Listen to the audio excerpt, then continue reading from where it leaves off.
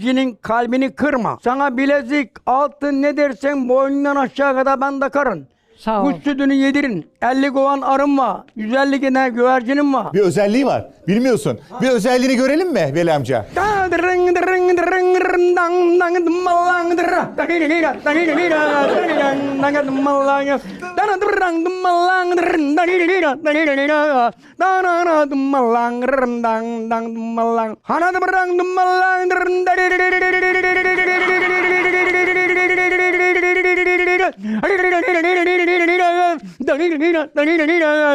Tamam, bu çalar ben de oynarım. Bu ne sevgi, ah, bu ne ızdırap, zavallı kalbi.